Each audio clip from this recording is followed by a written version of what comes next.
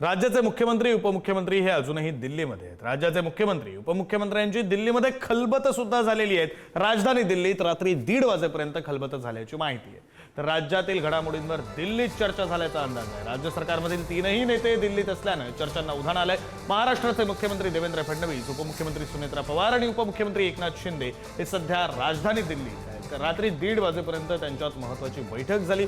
या बैठकीमध्ये महायुतीमधील समन्वय, आगामी विधान परिषद निवडणूक, राष्ट्रवादी काँग्रेसकडून अर्थ खात्याची झालेली मागणी आणि प्रलंबित मंत्रिमंडळ विस्तार यासारख्या अत्यंत महत्त्वाच्या मुद्द्यांवर सखोल चर्चा झाली। राज्यातील सरकारचे तिन्ही प्रमुख नेते अचानक दिल्ली दौऱ्यावर असल्यानं आणि त्यांच्यात खलबत झाल्यानं राजकीय वर्तुळात उलटसुलट चर्चांना मोठं उधाण आलेलं आहे।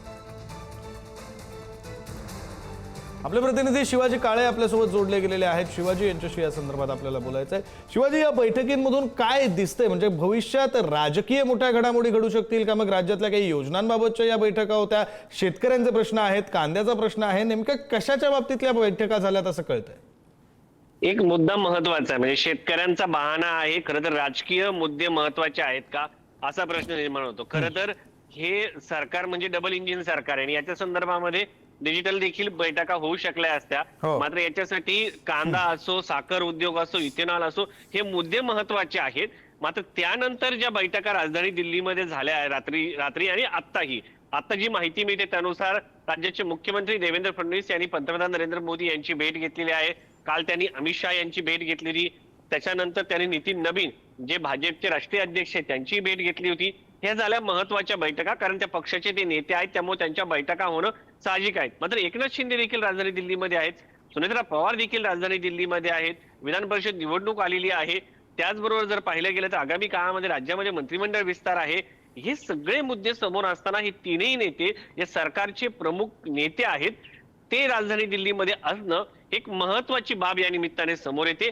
त्यामुळं हे सगळ्या नेत्यांच्या संदर्भामध्ये आज जर आपण पाहिलं गेलं तर हे तीनही नेते राजधानी दिल्लीमध्ये असल्यानं चर्चांना उधाण आलंय। एका सूत्रांनी दिलेल्या माहितीनुसार रात्री 1:30 वाजेपर्यंत एका नेत्याच्या बैठका सुरू होत्या अशी माहिती समोर येते। त्यामुळे राजधानी दिल्लीमध्ये घडणाऱ्या या घटनांचा परिणाम आगामी काळामध्ये महाराष्ट्राच्या राजकारणावरती होताना आपल्याला पाहायला मिळणार आहे। त्यामुळे महाराष्ट्राच्या राजकारणामध्ये पुढच्या एका महिन्यात ज्या काही घडामोडी घडतील त्याचा सगळा बेत, त्याचा प्लॅनिंग राजधानी दिल्लीमध्ये काल रात्री आणि आज होताना पाहायला मिळते।